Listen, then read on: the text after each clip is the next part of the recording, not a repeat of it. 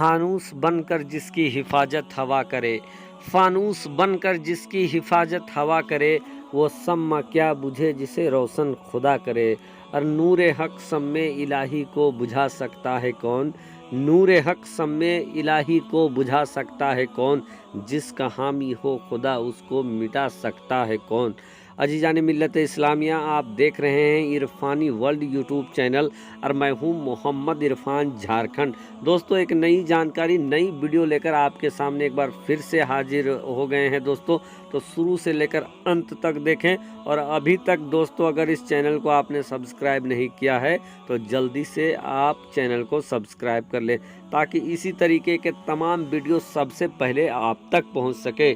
दोस्तों, इस्लाम धर्म का एक बहुत बड़ा त्यौहार ईद-उल-जुहा बकरीद, जिसको कुर्बानी के भी नाम से जानते हैं, ईद-उल-जुहा के भी नाम से जानते हैं, बकरीद भी कहा जाता है। दोस्तों, अब इसी को लेकर इस समय घमासान छिड़ा हुआ है। लगातार वीडियो पे वीडियो सामने आ रहा है। बैन, प्रतिबंध और पशु प्रेमियों का प्रेम छलक रहा है। आज इसी के ऊपर दोस्तों बड़ी जानकारी आपके सामने रखने वाले हैं इस वीडियो में। तो फिर से कहेंगे दोस्तों, अगर अभी तक आपने मेरे YouTube चैनल को सब्सक्राइब नहीं किया है तो चैनल को कर लीजिए सब्सक्राइब, लाल बटन को दबाकर बेल के आइकन को ऑन कर ले दोस्तों लाजमी तौर पर, ताकि जब भी मैं कोई दूसरा वीडियो डालूं तो सबसे पहले उसका नोटिफिकेशन आप तक पहुंच सके। दोस्तों, अल्लाह के नबी हज़रत इब्राहीम खलीलुल्लाह और हज़रत इस्माइल जबीउल्लाह से जुड़ा एक ऐसा सुन्नत जिसको अल्लाह तबारक व तआला ने इस कदर पसंद किया कि पूरी उम्मत के लिए, पूरी कौम के लिए अल्लाह तबारक व तआला ने इस चीज़ को वाजिब कर दिया। और रब तबारक व तआला ने अपने खलील के उस सुन्नत को दुनिया में ज़िंदा रखा है, जिसका नाम है दोस्तों कुर्बानी, ईद-उल-जुहा बकरीद।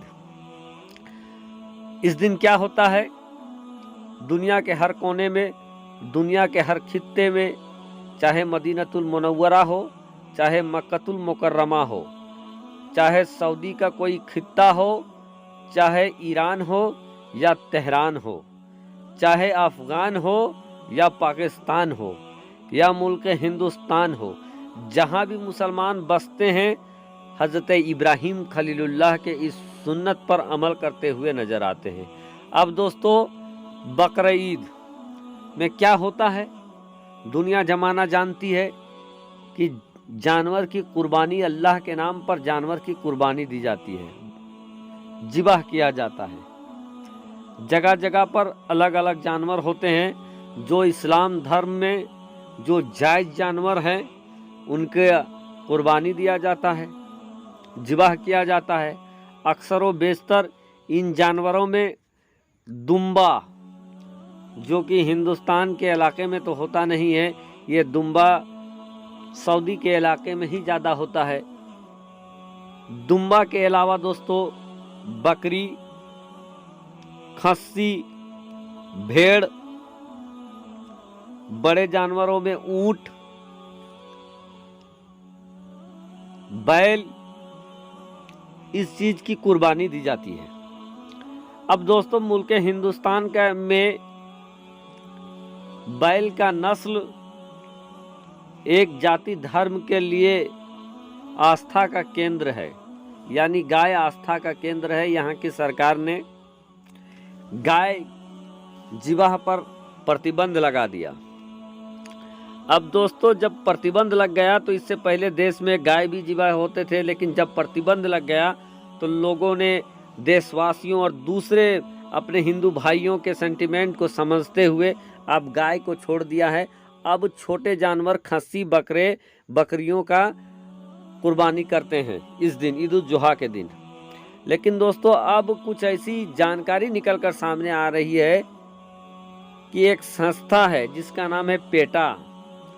ये संस्था दोस्तों पशुओं यानी जानवरों से जुड़ी मामलात को उठाती है, लेकिन ऐन वक्त पर, जबकि अनकरीब ईद-उल-जुहा है, कुर्बानी की आमद है, ऐसे वक्त में इस पेठा ने बकरीद को लेकर, कुर्बानी को लेकर दोस्तों बड़ा मांग कर डाला है सरकार से।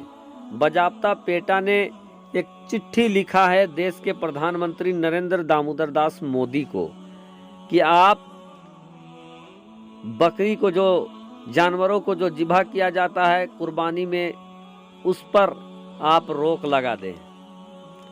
दोस्तों इसको उसने अपने लहजे में बलि प्रथा कहा कि बलि प्रथा पे आप रोक लगा दें।